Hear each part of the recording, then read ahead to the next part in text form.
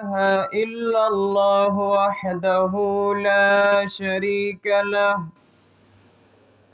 ونشهد أن سيدنا وحبيبنا ومولانا محمدا عبده ورسوله الذي أرسله بالحق بشيرا ونذيرا وداعيا إلى الله بإذنه وسراجا وقمرا منيرا فقد قال الله تعالى في كلامه المجيد وفرقانه الحميد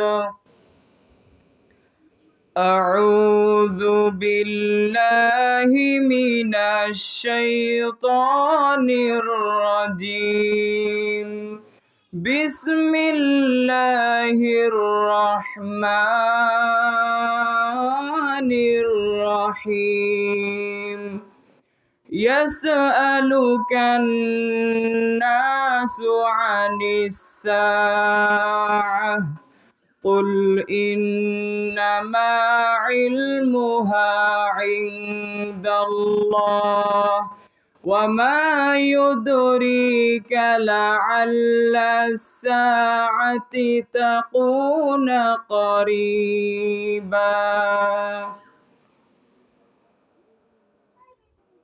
حدثنا سهل بن سعد رضي الله تعالى عنه قال رأيت رسول الله صلى الله عليه وسلم بإصبعيه هكذا بالأسطى والتي تلي الإبهام بعثت والساعة كهاتين رواه البخاري والمسلم وعن أنس رضي الله تعالى عنه قال سمعت رسول الله صلى الله عليه وسلم يقول إن من عصرات الساعة أن يرفع العلم ويكثر الجهل ويكثر الزنا ويكثر شرب الخمر ويكل الرجال ويكثر النساء حتى يكون ل50 امرأة قيم الواحد رواه البخاري والمسلم সম্মানিত মুসল্লিয়ান ইকরাম, প্রশংসা আল্লাহ সুবহানাহু তাআলার জন্য, যার অশেষ মেহেরবানিতে আমরা ঈদগাহে উপস্থিত হয়ে কিছু কথা বলার এবং শোনার তৌফিক দান পেয়েছি। এই জন্য আমরা সকলে অন্তর থেকে শুকরিয়া আদায় করি। আমরা সকলে বলি আলহামদুলিল্লাহ। দরুদ পাঠ করি আল্লাহর রাসূলের প্রতি, যার আদর্শ অনুযায়ী আমাদের জীবন পরিচালনা করা আমাদের দায়িত্ব এবং কর্তব্য। যেই আল্লাহর রাসূলের আদর্শ বাদ দিয়ে সালাত আদায় করলে সালাত হয় না, যে আল্লাহর রাসূলের আদর্শ বাদ দিয়ে কোনো ইবাদত করলে ইবাদত কবুল হয় না। সর্বকালের সর্বশ্রেষ্ঠ মহামানব আহমদে মুস্তফা মুহাম্মদে মুস্তফা, আমরা সকলে বলি সাল্লাল্লাহু আলাইহি ওয়াসাল্লাম। আজকে আপনাদের সামনে আমার আলোচনার বিষয় কিয়ামতের আলামত। সংক্ষিপ্তভাবে কিয়ামতের আলামতের কিছু অংশ বলে কুরবানি বিষয়ে কিছু বলার চেষ্টা করব ইনশাআল্লাহ।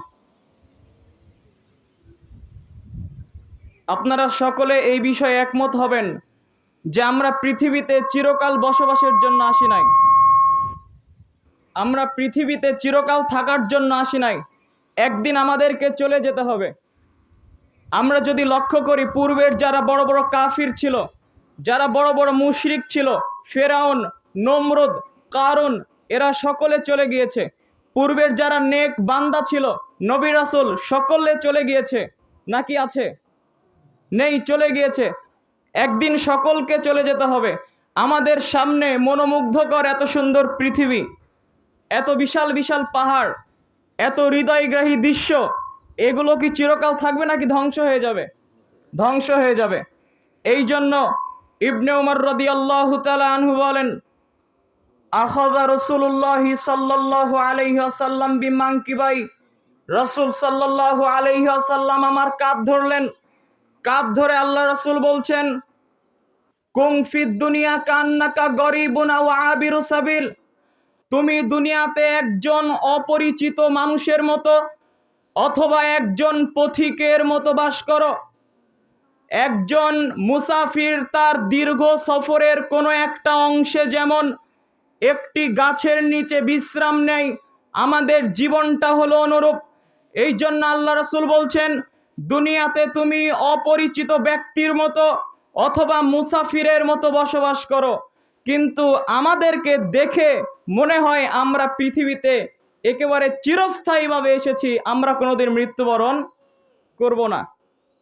একদিন সকলকে চলে যেতে হবে।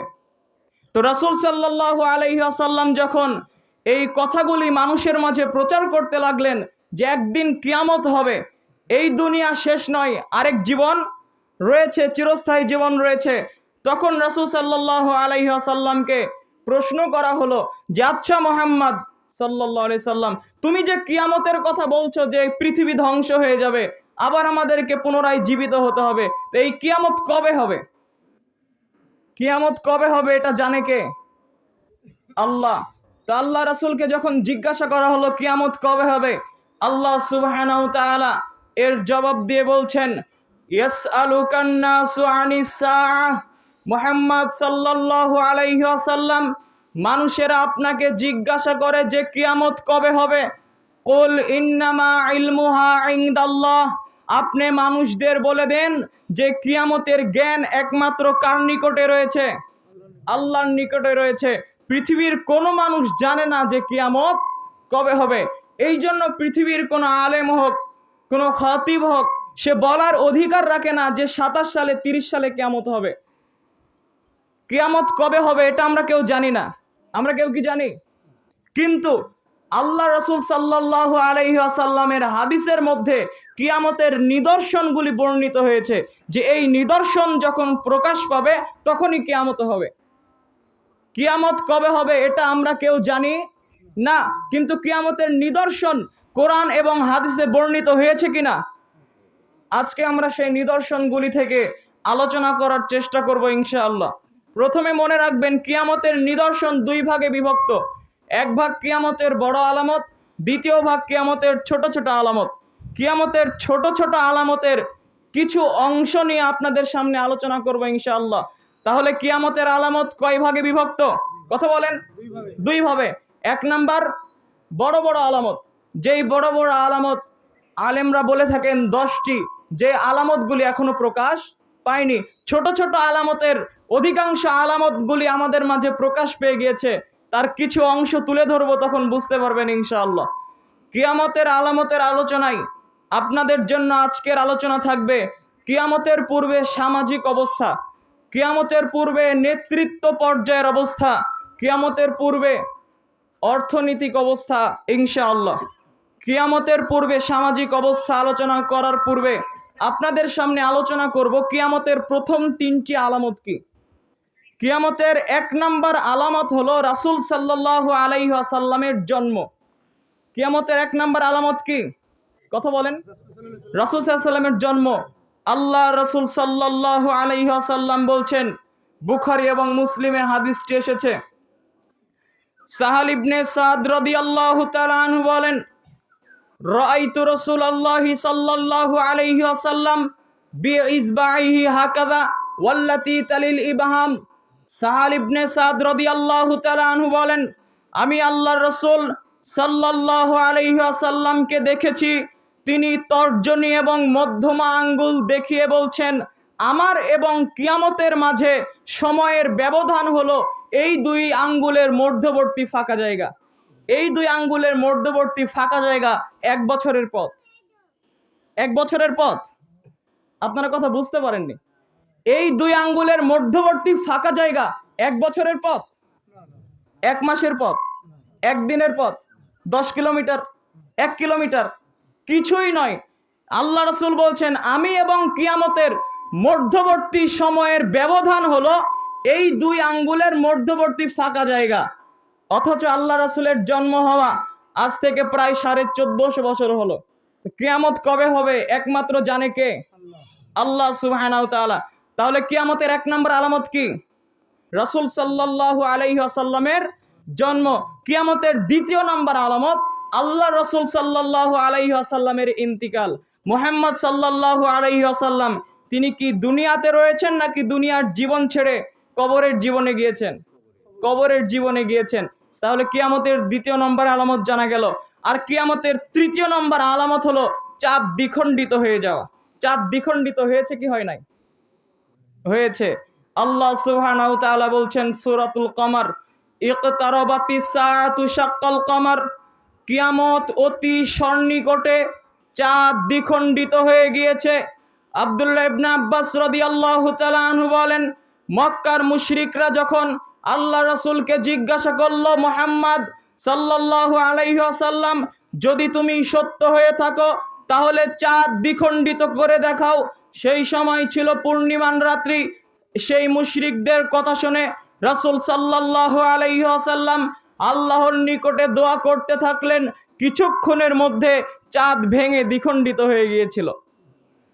তাহলে কিয়ামতের তৃতীয় নম্বর আলামত প্রকাশ পেয়েছে কি পায় নাই? পেয়েছে।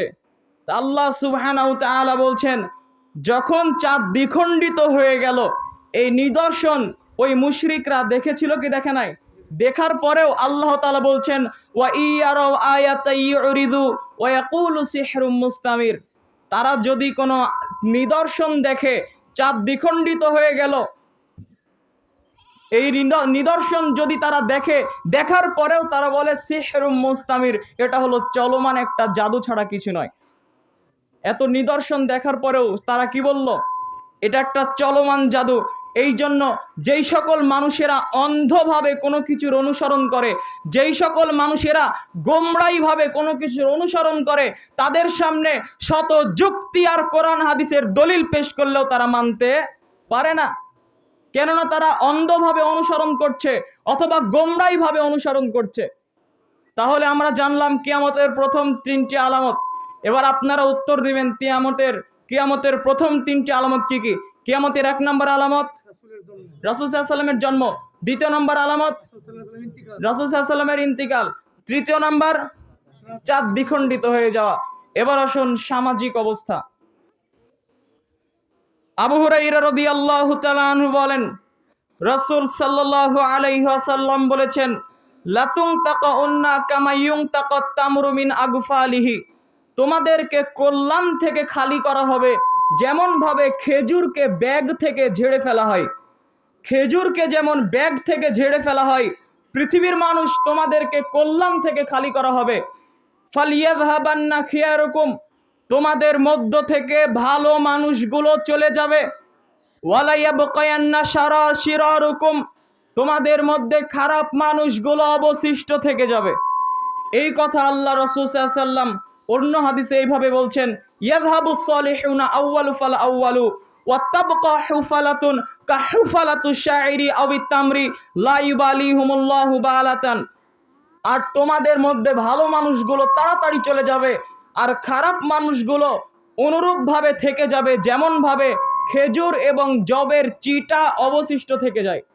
খেজুর এবং জবের চিটা যেমন অবশিষ্ট থেকে যায় পৃথিবী থেকে, খারাপ মানুষগুলো তেমন অবশিষ্ট থাকবে আর ভালো মানুষগুলো চলে যাবে।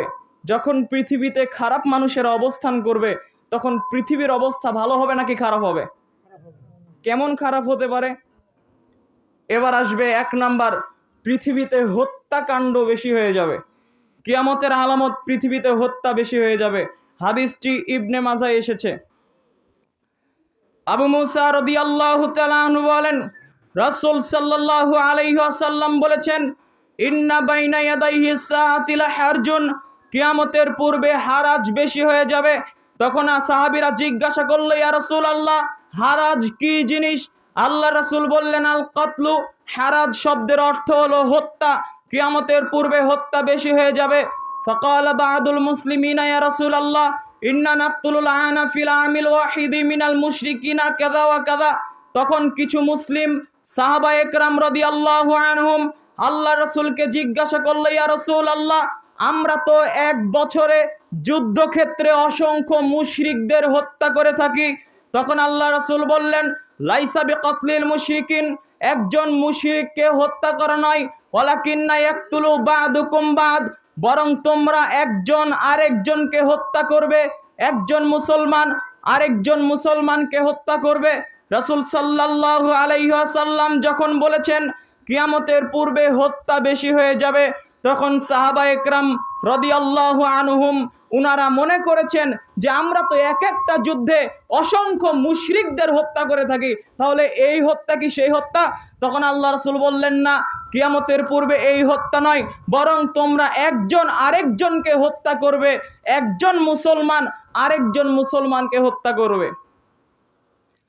এইভাবে আল্লাহ রাসূল বলতে বলতে বলছেন, হাত্তা ইয়াকতুলা রাজুলুন জারাহু, একজন ব্যক্তি তার প্রতিবেশীকে হত্যা করবে, ওয়া ইবনা আম্মিহি, চাচার ছেলেকে হত্যা করবে, ওয়াদা করবাতিহি, নিকট আত্মীয়কে হত্যা করবে, অফিরেওয়ায়াতিন, অপর বর্ণনায় রয়েছে আবাহু, মানুষ তার বাপকে হত্যা করবে। যখন আল্লাহ রাসূল এসব কথা বলেছেন, প্রতিবেশীকে হত্যা করবে, নিজের চাচার ছেলেকে হত্যা করবে, নিকট আত্মীয়কে হত্যা করবে, বাপকে হত্যা করবে, তখন সাহাবায়ে কেরামরা বলছেন, ওয়া মানা উকুলুনা যালিকাল ইয়াউম, সেই সময় আমাদের কি বিবেক থাকবে না? বাপকে হত্যা করব মানে এটা আবার কেমন কথা? নিজের প্রতিবেশীকে হত্যা করব মানে সেদিনকে আমাদের বিবেক থাকবে না? তখন আল্লাহ রাসূল সাল্লাল্লাহু আলাইহি ওয়াসাল্লাম বলছেন, লা, সেই সময় বিবেক থাকবে না। তুংজাউ কুলুনা আকসারি যালিকা জামান, সেই সময়ে প্রায় মানুষের বিবেককে উঠিয়ে নেওয়া হবে। কিয়ামতের পূর্বে মানুষ হত্যাকাণ্ড বেশি করবে, আর যখন মানুষ হত্যাকাণ্ড করবে তখন মানুষের মধ্যে আর বিবেক বলে কিছু থাকবে না। আজকের সমাজের দিকে তাকিয়ে দেখুন, হত্যাকাণ্ড বেশি হয়েছে কি হয় নাই? মানুষকে গুম করে দেওয়া হচ্ছে কিনা? এরপরে আজকের সমাজের মধ্যে মারামারি বেশি হয়ে গিয়েছে, রাস্তাঘাটে মারামারি হয়, স্কুল বিশ্ববিদ্যালয়ে মারামারি, ওই নোংরা যুবকদের মারামারি, মাদ্রাসায় মারামারি, মসজিদে মারামারি, জালসা মাহফিলে মারামারি, প্রত্যেকটা জায়গাতে মারামারি বেশি হয়েছে। আর মারছে একজন মুসলিম আরেকজন মুসলিমকে, কোনো হিন্দুকে নয়। আবার সমাজের মধ্যে এমন অকৃতজ্ঞ ছোট লোক সন্তান পাওয়া যায়, যেই সন্তান তার মায়ের গায়ে হাত উঠায়, যেই সন্তান তার বাবার গায়ে হাত উঠায়। আছে না নাই? যেই ব্যক্তি তার নিজের মাকে মারে, যেই ব্যক্তি তার পিতার গায়ে হাত দেয়, যেই ব্যক্তি তার পিতা মাতাকে বৃদ্ধাশ্রমে রেখে আসে, বৃদ্ধ বয়সে যেই সন্তান নিজের পিতা মাতাকে দেখে না, তাদের জানা উচিত, তাদের চিন্তা করা উচিত, তাদের স্মরণ করা উচিত, সে ওই মাকে মারছে যেই মা তাকে কষ্টের পর কষ্ট করে 10 মাস 10 দিন গর্ভে ধারণ করেছে। যেই সন্তান তার মাকে মারছে, তার মনে রাখা উচিত ওই মা তাকে অসহ্যনীয় প্রসব যন্ত্রণা সহ্য করে দুনিয়াতে এনেছে। যে তার মাকে মারছে, তার মনে রাখা উচিত সে তার ওই মায়ের গায়ে হাত উঠাচ্ছে যেই মা তাকে 2 বছরে 36 থেকে 37 মণ দুধ পান করিয়েছে। সে ওই পিতার গায়ে হাত উঠাচ্ছে যেই পিতা তাকে ছোট থেকে কষ্ট করে মানুষ করছে, যেই পিতা মাতা ছোট থেকে তাকে মানুষ করার জন্য নিজের জীবন যৌবন সব শেষ করলো। আজকে সেই সন্তান বড় হয়ে নিজের পিতার গায়ে হাত উঠায়, সেই সন্তান বড় হয়ে নিজের মাতার গায়ে হাত উঠায়। ওই সন্তানের বিবেক রয়েছে, এ কথা ঠিক নয়। কেন সন্তানকে মারবে? আপনার বাড়িতে হাঁস মুরগিতে ভাত পায়, আপনার বাড়িতে গরু ছাগলে ভাত পায়, আপনার বাড়ির ভাত নষ্ট হয়ে নর্দমার ড্রেনে যায়, কিন্তু সে আপনার বাড়িতে আপনার পিতামাতা খাবার পায় না। আপনার স্ত্রীর শোকেছে রয়েছে 20 খান নতুন শাড়ি, এরপরেও আপনার স্ত্রীকে ঈদের সময় নতুন শাড়ি নিতে হয়, অথচ আপনার মায়ের দিকে তাকান, আপনার মা ছিঁড়া শাড়ি পরে হয়তো বা ঈদ করছে। শোকেছে আপনার অসংখ্য পায়জামা লুঙ্গি টুপি রয়েছে, কিন্তু আপনার পিতার দিকে তাকিয়ে দেখুন। আপনাদের বলছিলাম কিয়ামতের পূর্বে হত্যাকাণ্ড বাড়বে না কমবে? বাড়বে। হত্যাকাণ্ড কেমন ভাবে বাড়বে? আরেকটি হাদিস দেখুন, হাদিসটি মুসলিমে এসেছে। আবু হুরায়রা রাদিয়াল্লাহু তাআলা আনহু বলেন, রাসূল সাল্লাল্লাহু আলাইহি ওয়াসাল্লাম বলেছেন, লা তাযহাবুদ দুনিয়া, অতদিন পর্যন্ত কিয়ামত হবে না যতদিন পর্যন্ত লা ইয়াদরিয়াল কাতিলু ফিমা কাতালা, হত্যাকারী জানবে না কেন আমি মারলাম, ওয়াল মাকতুলু ফিমা কুতিলা, নিহত ব্যক্তি জানবে না কেন আমি মরলাম। তখন আল্লাহ রাসূলকে জিজ্ঞাসা করা হলো, কাইফা ইয়াকুনু যালিক, এটা কি করে সম্ভব? তখন আল্লাহ রাসূল সাল্লাল্লাহু আলাইহি ওয়াসাল্লাম বলছেন, আল হারাজ হত্যা বেশি হয়ে যাবে। আল কাতিলু ওয়াল মাকতুলু ফিন্নার, হত্যাকারী আর নিহত ব্যক্তি উভয়ে জাহান্নামে প্রবেশ করবে। কিয়ামতের পূর্বে হত্যাকাণ্ড এত ভয়াবহভাবে প্রকাশ পাবে যে হত্যাকারী জানবে না কেন আমি মারলাম, আর নিহত ব্যক্তি জানবে না কেন আমি মরলাম। সমাজের দিকে অনুরূপ তাকিয়ে দেখেন, আজকে সমাজের মধ্যে একজন ভাই অপরজন ভাইকে দলের ভিন্নতা হওয়ার কারণে মাথা ফাটিয়ে দেয় কিনা, নিজের দিনী ভাইকে মেরে একেবারে লাশ বানিয়ে দিচ্ছে, মেরে মাথা ফাটিয়ে দিচ্ছে, রক্তাক্ত করে দিচ্ছে। এগুলো কিয়ামতের আলামত। তাহলে কিয়ামতের 1 নাম্বার আলামত, সমাজের মধ্যে হত্যাকাণ্ড বেশি হয়ে যাবে। কিয়ামতের এটা হলো আপনার সামাজিক যে কিয়ামতের আলামত রয়েছে, এর মধ্যে প্রথমে আনলাম। এবার দ্বিতীয় নাম্বার, সমাজের মধ্যে হারাম খাওয়া বেশি হয়ে যাবে। কি খাবার বেশি হয়ে যাবে? হারাম বেশি হয়ে যাবে।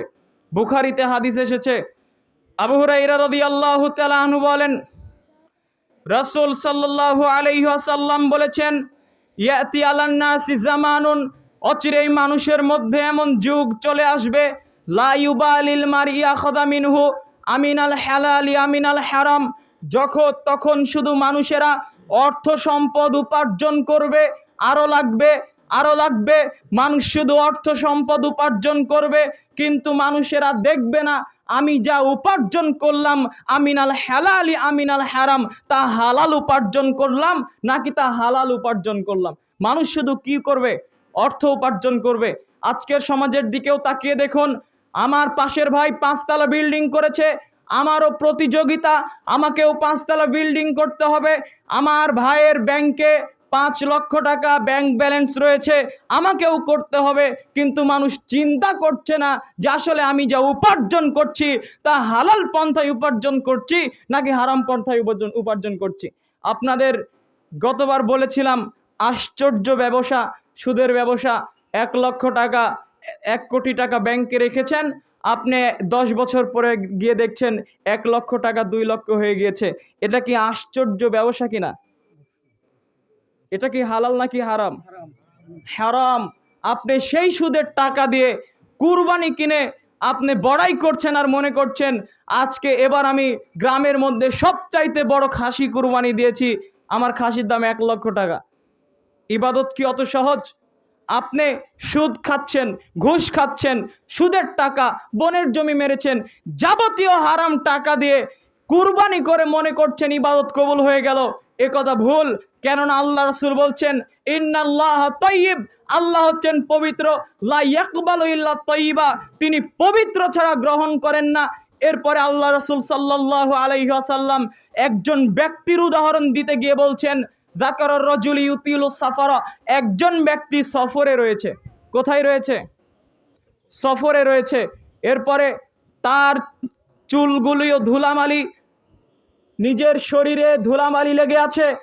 এমত অবস্থায় ওই ব্যক্তি মুসাফির অবস্থায় আল্লাহর দরবারে 2 হাত উঠিয়ে বলছে, ইয়া রব, হে আমার প্রভু, ইয়া রব, হে আমার প্রভু, ওয়া মাতামুহু হারামুন, তার খাদ্য আছে হারাম, ওয়া মাশরাবুহু হারামুন, তার পানি আছে হারাম, ওয়া মালবাসুহু হারামুন, তার পোশাক আছে হারাম, ওয়া গুযিয়া বিল হারামি, তার জীবিকা নির্বাহ হারাম, আন্না ইউস্তাজাবু লাহু, তার দোয়া কি করে কবুল হতে পারে?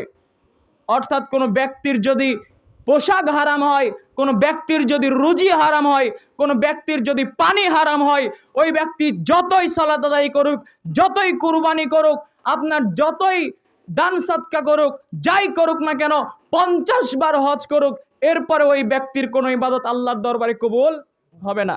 হাদিসের দিকে যদি লক্ষ্য করেন, আল্লাহ রাসূল সাল্লাল্লাহু আলাইহি ওয়াসাল্লাম যেই ব্যক্তির কথা বললেন, এই ব্যক্তি কি সাধারণ ব্যক্তি নাকি মুসাফির ব্যক্তি?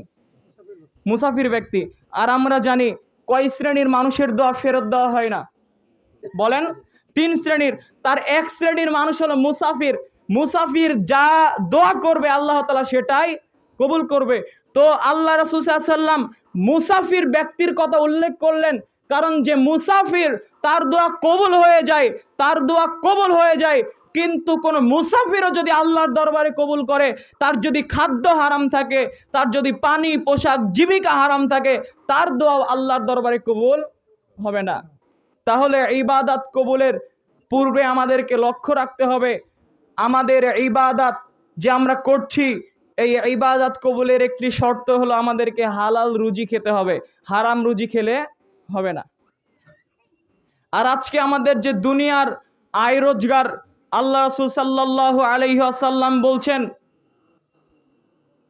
লাউ কানা লিবনে আদামা মিন মালিন লাবতাগি সালিসান, কোন আদম সন্তানের যদি ধন সম্পদে পরিপূর্ণ দুইটা উপত্যকা হয়ে যায়, ধরেন বাংলাদেশের মতো যদি দুইটা বাংলাদেশ, ঢাকা শহরের মতো যদি দুইটা ঢাকা শহর কোনো একটা আদম সন্তানের হয়ে যায়, তো আল্লাহ রাসূল সাল্লাল্লাহু আলাইহি ওয়াসাল্লাম বলছেন ওই আদম সন্তান বলবে যদি আমার আরেকটা থাকতো।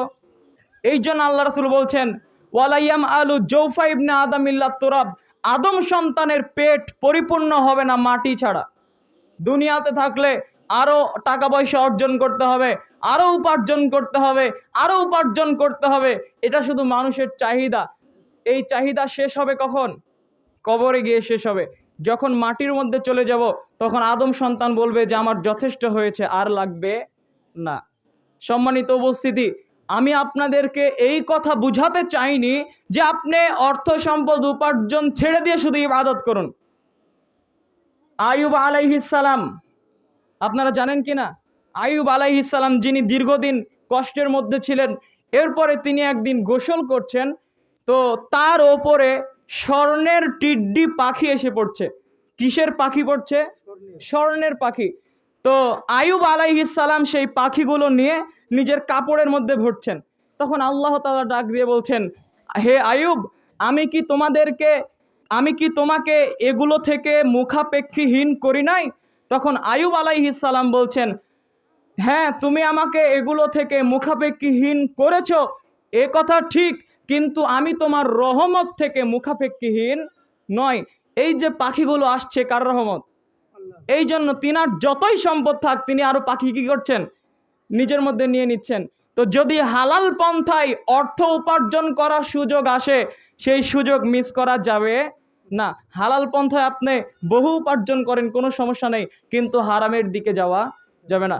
বলছিলাম কিয়ামতের পূর্বে একটি কিয়ামতের আলামত হলো যে মানুষ হারাম বেশি খাবে।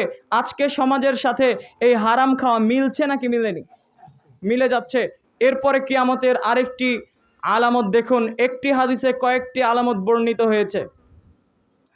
আনাস রাদিয়াল্লাহু তাআলা আনহু বলেন, রাসূল সাল্লাল্লাহু আলাইহি ওয়াসাল্লাম বলেছেন, ইন্না মিন আসরাতিস সা, কিয়ামতের আলামত হলো আইয়ুরফাল ইলম, বিদ্যা উঠে যাবে, ওয়া ইয়াকসুরাল জাহাল, মূর্খতা বেশি হয়ে যাবে, ওয়া ইয়াকসুরাজ জিনা, জিনা ব্যভিচার বেশি হয়ে যাবে, ওয়া ইয়াকিল্লার রিজাল, ওয়া ইয়াকসুরাশ শারবুল খামর, নেশাদার দ্রব্যপান বেশি হয়ে যাবে, ওয়া ইয়াকিল্লার রিজাল, পুরুষ মানুষ কমে যাবে, ওয়া ইয়াকসুরান নিসা, মহিলা মানুষ বেশি হয়ে যাবে, হাত্তা ইয়াকুন আলি খামসিনা ইমরাতান কাইয়িমুল ওয়াহিদ, এমনকি একজন পুরুষ মানুষের দায়িত্বে থাকবে 50 জন নারী।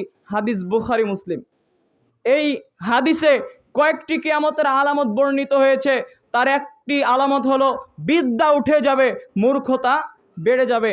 অথচ আমরা যদি আমাদের সমাজে লক্ষ্য করি, 50 বছর পূর্বে, 10 বছর পূর্বে আমাদের সমাজে, আমাদের দেশে যত শিক্ষিত ছিল, আজকে তার চাইতে বেশি না কম? কথা বলেন, বেশি। তাহলে আল্লাহ রাসূল কি বললেন? মনে রাখবেন, যেই বিদ্যা মানুষকে গান বাজনা শিখতে বাধ্য করে, যেই বিদ্যা মানুষকে নাচ গান শিখায়, এরকম কোনো বিদ্যা নয়। যেই বিদ্যা মানুষকে দাড়ি কাটতে বাধ্য করে, এই বিদ্যা নয়। যেই বিদ্যা মানুষকে টাকনুর নিচে প্যান্ট পরায়, এরূপ বিদ্যা নয়। যেই বিদ্যা মানুষকে আল্লাহ তাআলা থেকে দূরে সরিয়ে নিয়ে যায়, সেই বিদ্যা নয়।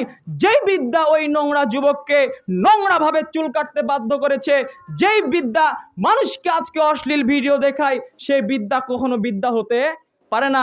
বিদ্যা আমরা দেখছি বেড়ে যাচ্ছে, কিন্তু প্রকৃত বিদ্যা, ইসলামের বিদ্যা মানুষের ভিতর থেকে উঠে যাচ্ছে। আপনাদের কারো উচিত হবে না যে আপনারা এখান থেকে উঠে যাবেন। এরপর দ্বিতীয় নম্বর আলামত, রাসূল সাল্লাল্লাহু আলাইহি ওয়াসাল্লাম বলছেন জিনা ব্যভিচার বেশি হয়ে যাবে। অন্য হাদিসে আল্লাহ রাসূল বলেন, ইয়াতাসাফাদু ফিত তরিকি তাসাফাদুল হামির, গাধা যেমন গাধীর সাথে মিলে, লজ্জা বোঝে না। ষাঁড় যেমন গাভীর সাথে মিলে লজ্জা বোঝে না, মানুষ তেমন খোলা মাঠে জিনা করবে, লজ্জা বুঝবে না।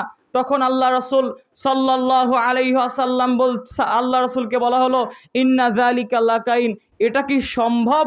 তখন আল্লাহ রাসূল সাল্লাল্লাহু আলাইহি ওয়াসাল্লাম বলছেন, লা ইয়াকুনান্না, অবশ্যই অবশ্যই সম্ভব, এটা হবে। আজকে আপনি মনে অবাক হতে পারেন, কিন্তু আপনি রাস্তাঘাটে বিভিন্ন পার্কে গিয়ে দেখেন সেগুলোতে কিভাবে অবস্থা, একসাথে নারী পুরুষ বসে রয়েছে, মনে হচ্ছে যেন স্বামী স্ত্রী, কিন্তু স্বামী স্ত্রী নয়। এই আলামত প্রকাশ পেয়েছি কি পাই নাই? এরপরে নেশাদার দ্রব্য, আপনাদের তো বলে আসছি দীর্ঘদিন থেকে, সমাজের মধ্যে এমন মানুষ খুব কম পাবেন যে মানুষ বিড়ি খায় না। 100 জনের মধ্যে কয়জন পাবেন এটা আপনি হিসাব করেন, সকলেই খায়। এই আলামত প্রকাশ পেয়ে গিয়েছে। এরপরে পুরুষের সংখ্যা কমে যাবে, মহিলার সংখ্যা বেশি হয়ে যাবে। এবার আসুন, আমরা জানি যে এটা তো পুরুষের অবস্থা গেল, এবার মহিলাদের অবস্থা কি হবে কিয়ামতের পূর্বে? আবু হুরায়রা রাদিয়াল্লাহু তাআলা আনহু বলেন, রাসূল সাল্লাল্লাহু আলাইহি ওয়াসাল্লাম বলেছেন, সিনফান মিন আহলিন নার লাম আরাহুমা কওমুন, দুই শ্রেণীর মানুষ জাহান্নামে যাবে, আমি তাদের দেখিনি। 1 নাম্বার, মাহুম সিয়াতুন কাযনাবিল বাকার ওয়া ইয়াযরিবুনা বিহান নাস, এক শ্রেণীর মানুষের হাতে থাকবে লাঠি গাভীর লেজের মতো, ওয়া ইয়াযরিবুনা বিহান নাস, সেটা দিয়ে তারা মানুষকে মারবে, তারা জাহান্নামে যাবে, আল্লাহ রাসূল তাদের দেখেনি। আর 2 নাম্বার, নিসাউন, মহিলা, কাসিয়াতুন, কাপড় পরে থাকবে, আরিয়াতুন, উলঙ্গ, মহিলা মানুষ কাপড় পরে থাকবে, কিন্তু কাপড়টা কি হবে বলেন? উলঙ্গ কাপড়। কাপড় পরে মানুষ উলঙ্গ হয়? জি হয়। যেই পোশাক পরার কারণে একজন মহিলার শরীরের উঁচু নিচু জায়গা বোঝা যায়, যেই পোশাক পরার কারণে কোনো পুরুষ কোনো মহিলার দিকে তাকিয়ে থাকে, যেই পোশাকের যেই বোরখার কোমর চিকন, এরকম সকল বোরখা এবং সমস্ত পোশাক হলো উলঙ্গ পোশাক। আল্লাহ রাসূল বলছেন, এক শ্রেণীর মহিলা তারা পোশাক পরে থাকবে কিন্তু পোশাকটা হবে উলঙ্গ। লা ইয়াদখুলুল জান্নাতা, এরা জান্নাতে প্রবেশ করবে না। এরা জান্নাতে তো প্রবেশ করবে না ওয়ালা ইয়াজিদনা রিহাহা, এরা জান্নাতের সুগন্ধেও পাবে না। ফাইন্না রিহাহা লা ইউজাদু মিন মাসিরাতি কাযা ওয়া কাযা, যেই জান্নাতের সুগন্ধ এত এত বছরের দূরত্ব পথ থেকে পাওয়া যায়। অনেক বর্ণনায় রয়েছে 1 মাসের দূরত্ব পথ থেকে পাওয়া যায়। যেই জান্নাতের সুগন্ধ 1 মাসের পথ থেকে পাওয়া যায়, সেই জান্নাতের গন্ধ এই সকল মহিলারা পাবে না। আজকে দেখুন, আমাদের মা বোনদেরকে আমরা এমন পোশাক কিনে দিচ্ছি, যেই পোশাক উলঙ্গ পোশাক হয়ে থাকে।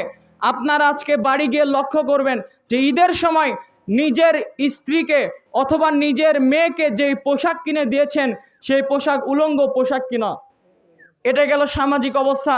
এরপরে কিয়ামতের পূর্বে নেতৃত্ব পর্যায়ের অবস্থা কেমন হবে, এগুলি বলে আর কিছু সংক্ষিপ্ত আলোচনা করে আপনাদের বিরক্তি আসার পূর্বে আলোচনা শেষ করে দিব ইনশাআল্লাহ। আর কয়েক মিনিট। প্রথমে দেখুন, রাসূল সাল্লাল্লাহু আলাইহি ওয়াসাল্লাম বলছেন, সাদা কবিলাতা ফাসিকুহুম, গ্রাম্য সর্দার হবে ফাসিক। এবার কি আলামত বললাম? কিয়ামতের পূর্বে নেতৃত্ব পর্যায়ের অবস্থা। আলোচনা মনোযোগ দিয়ে শোনার চেষ্টা করবেন।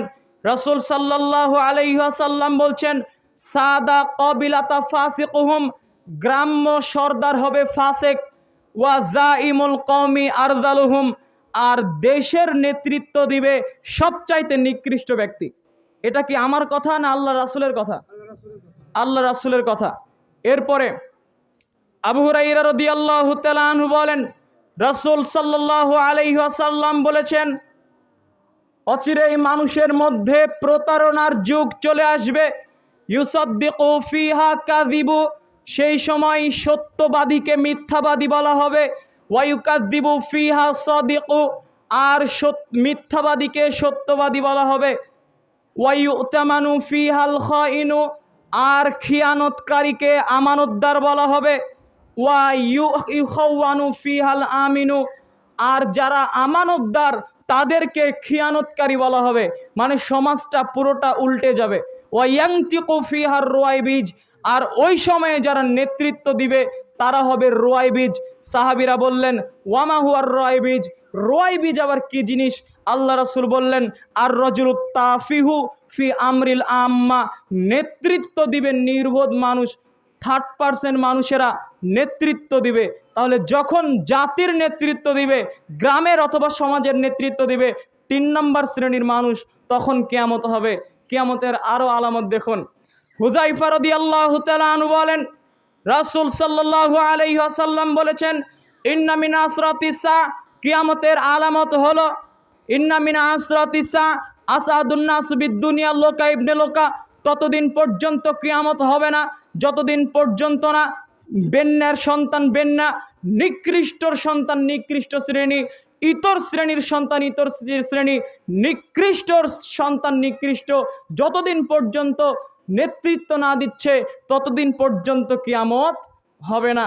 আরেকটি হাদিস দেখুন, আবু হুরায়রা রাদিয়াল্লাহু তাআলা আনহু বলেন, বাইনামান নবী সাল্লাল্লাহু আলাইহি ওয়াসাল্লাম ইউহাদ্দিসু, রাসূল সাল্লাল্লাহু আলাইহি ওয়াসাল্লাম আমাদের মাঝে বক্তব্য দিচ্ছিলেন, ইয জাআ আরবি, এই সময় একজন পল্লীর বেদুইন মানুষ আসলো, এসে আল্লাহ রাসূলকে বলছে যে মাতাসা, কিয়ামত কখন হবে?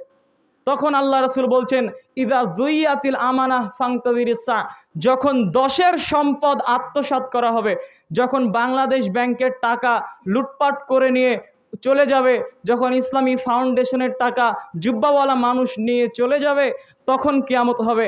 তখন আল্লাহ রাসূলকে জিজ্ঞাসা করা হলো যে কাইফা ইযা আতুহা, 10-এর সম্পদ কি করে আত্মসাৎ করা হয়? তখন আল্লাহ রাসূল সাল্লাল্লাহু আলাইহি ওয়াসাল্লাম বলছেন, ইদা উসিয়াদিল আমরু ইলা গায়রি আহলিহি ফান্তাযিরিস সা, যখন অযোগ্য মানুষ নেতা হবে, অযোগ্য মানুষ যখন দায়িত্বশীল হবে, জেনে রেখো তখন কিয়ামত হবে, তখন তোমরা কিয়ামতের জন্য অপেক্ষা করো। হাদিস থেকে আপনাদের বুঝাতে চাই, যার যেখানে বসার যোগ্যতা নেই সে যখন ওই জায়গাতে বসবে তখন কিয়ামত হবে। যে ব্যক্তি বিড়ি খায়, যে ব্যক্তি সিগারেট খায়, দাড়ি নেই, সালাত আদায় করে না, সেই ব্যক্তি কি কখনো মসজিদের সভাপতি হতে পারে? না। কমিটির সদস্য হতে পারে? না। ঈদগার সদস্য হতে পারে? না। জালসা মাহফিলের সভাপতি হতে পারে? না। হতে পারে না। যেহেতু হচ্ছে, অতএব মনে রাখতে হবে কিয়ামতের আলামত প্রকাশ পেয়ে গিয়েছে। কিয়ামতের আর কয়েকটি আলামত বলি, মসজিদ সংক্রান্ত আলামত বলে আপনাদের কুরবানি সম্পর্কে কিছু বলে আলোচনা শেষ করব। কিয়ামতের পূর্বে আমাদের মসজিদের অবস্থা কি হবে? রাসূল সাল্লাল্লাহু আলাইহি ওয়াসাল্লাম বলছেন, লা তাকুমুস সা, অতদিন পর্যন্ত কিয়ামত হবে না যতদিন পর্যন্ত না ইয়াতাবাহান নাসু ফিল মাসাজিদ, যতক্ষণ পর্যন্ত মানুষেরা মসজিদ নিয়ে প্রতিযোগিতা না করছে ততদিন পর্যন্ত কিয়ামত হবে না। প্রত্যেক গ্রামের মসজিদেরাই চাইবে যে আমার মসজিদটা আরও সুন্দর হোক, আমার মসজিদটা অধিক সুন্দর হোক। যখন মানুষের মাঝে মসজিদ নিয়ে এরকম প্রতিযোগিতা আসবে তখন মানুষের মধ্যে কিয়ামতের আলামত প্রকাশ পেয়ে যাবে। আজকে আমাদের সমাজের দিকে তাকিয়ে দেখুন, আজকে মসজিদ নিয়ে আমাদের প্রতিযোগিতা আছে কিনা? মসজিদে মুসল্লি নেই, কিন্তু মসজিদকে সুন্দর করতে হবে।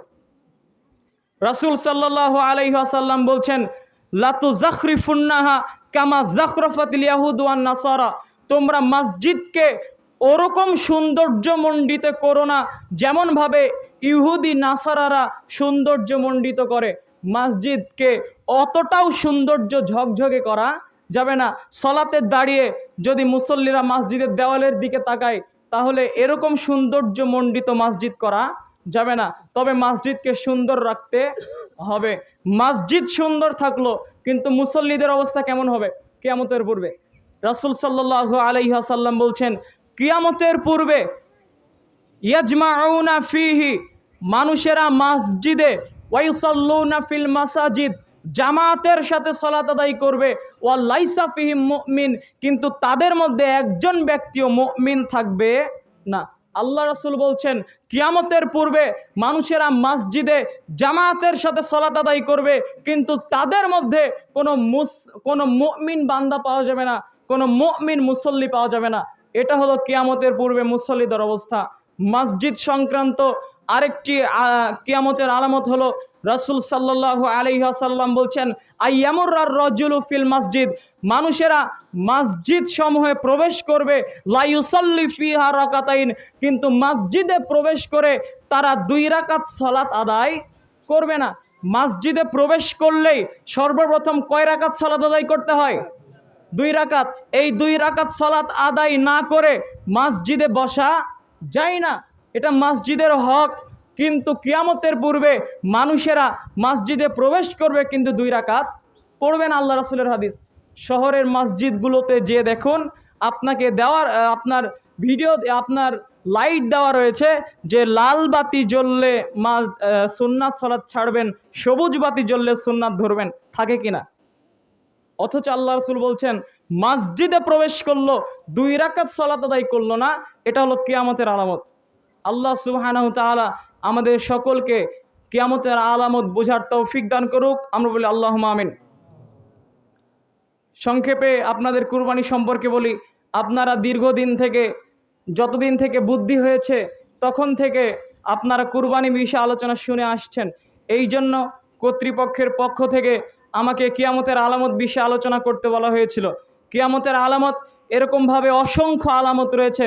আমি সামান্য কিছু বললাম, যদি আল্লাহ তাআলা সুযোগ করে দেয় কখনো বলা হবে ইনশাআল্লাহ। তো কি আপনাদের কুরবানির ব্যাপার আপনারা জানেন, পশুকে যেভাবে জবাই করতে হয় আপনারা ভালো জানেন। তো ছুরি ধারালো করবেন। এরপরে আরেকটি বিষয়, যে গোশত বন্টনের সময় আপনারা চেষ্টা করবেন সর্বোচ্চ দান করার। কুরবানির গোশত সর্বোচ্চ কি করার চেষ্টা করবেন? দান করার, সাদকা করার চেষ্টা করবেন। কখনো মনের মধ্যে এরকম কৃপণতা আনবেন না যে আমি 20,000 টাকা দিয়ে কুরবানি দিলাম, আমি গোশত পাচ্ছি 5 কেজি কিংবা 7 কেজি, আর যে ভিক্ষুক কুরবানি দেয়নি সে পাচ্ছে 10 কেজি।